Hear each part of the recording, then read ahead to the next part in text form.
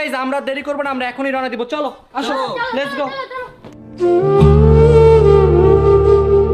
অবশেষে আবু সাইদের বাড়িতে আসলেন রাকিব হোসেন। বন্ধুরা, আজকের ভিডিওতে আমরা জানতে চলেছি এতদিন পরে কেন রাকিব হোসেন শহীদ আবু সাইদের বাড়িতে আসলেন, আবু সাইদের মা বাবাকে রাকিব হোসেন কত কোটি টাকা দিলেন, আবু সাইদের শেষ ইচ্ছা রাকিব হোসেন পূরণ করতে চেয়েছেন, কিন্তু কি ছিল তার শেষ ইচ্ছা, এছাড়াও রাকিব হোসেনের সাথে কে কে আসছিলেন, আর আপনি যদি আবু সাইদের বাড়িতে আসতে চান তাহলে কিভাবে আসবেন এবং তার গ্রামের নাম কি। তো বন্ধুরা, আজকের ভিডিওটা অনেক গুরুত্বপূর্ণ হতে চলেছে, তাই দেরি না করে ভিডিওটিতে লাইক দিয়ে আমাদের চ্যানেলটিকে সাবস্ক্রাইব করে বসে পড়ুন।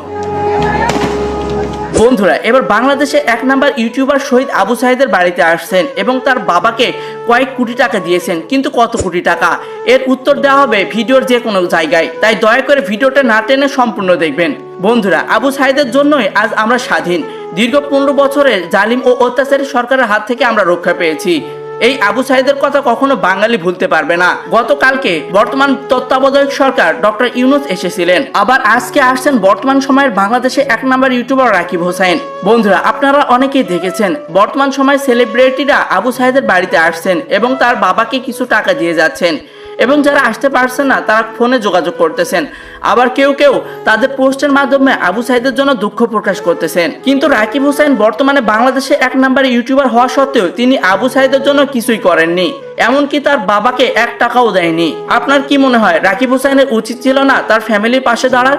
আপনি যদি রাকিব হোসেনের ভক্ত হয়ে থাকেন তাহলে অবশ্যই এই ভিডিওর কমেন্ট বক্সে লিখবেন, রাকিব ভাইয়া দয়া করে আবু সাইদের ফ্যামিলির পাশে দাঁড়ান, অথবা আপনি আপনার মতো করে কমেন্ট করতে পারেন। ধন্যবাদ।